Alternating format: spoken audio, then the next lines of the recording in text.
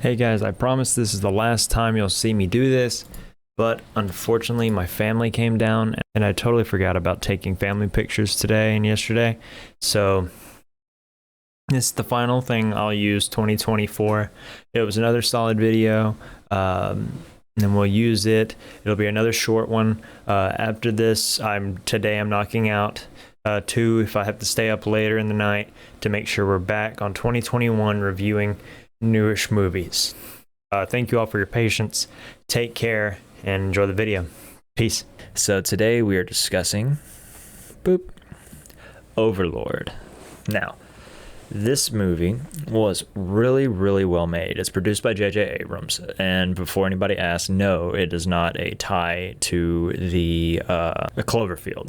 It is not a tie to the Cloverfield franchise, like everyone keeps thinking it is. It's not. Let's talk about the story real quick and give you a brief summary of this film. So the story is, it's an entirely military-based an entire military-based movie. One company is being dropped down into France to kind of take out a tower that's going to allow actual planes to land. With that being said, most of probably, I don't know, over half the movie is filmed just like a standard military movie. They find a woman, they move into a house, they try to keep everything quiet and try to extract information about trying to get to a tower. It's there at the home that they begin to realize that things aren't as they should be and that monsters are afoot in the German camp. They travel to a recent bunker to try to get information on the location of the tower, and they're seeing probably some of the best practical props and skin suits that they've made. Like at one point in time, there was a lady with just a spinal column still speaking, and some of the don't get me wrong, this is a gore fest of a film, but they absolutely knocked it out of the park with the effects and the props.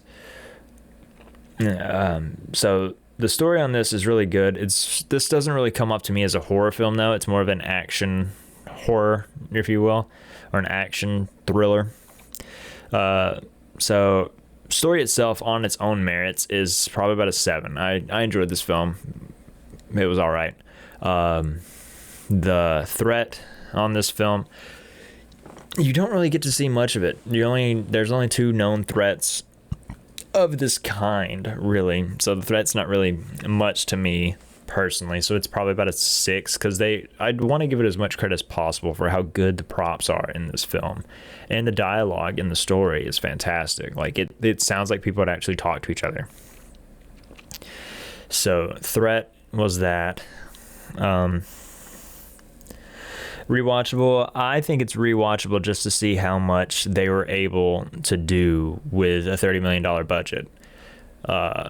Star-studded cast. Russell, not Crowe, but Kurt Russell's son is in it as one of the main actors. He does a phenomenal job.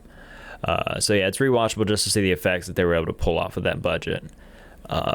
Scare factor, just the look of the monsters and things that they were able to do, I want to give it a little bit higher, but it's not an actual scary film. So if anything, I would go back and make the threat like a 7 and the scare stay at about a 5. So that's probably what we'll keep it at. The overall, I thoroughly enjoyed the film. It's not horror based at all. It's more of just gore, violence, zombie, kind of shoot 'em up.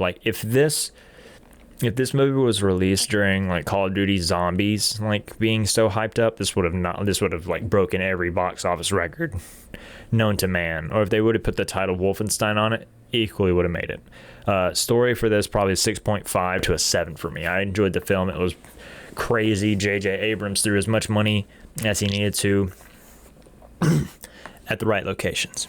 So that is that, and we'll catch you on the next day whenever I decide to put it up. See you guys. Peace.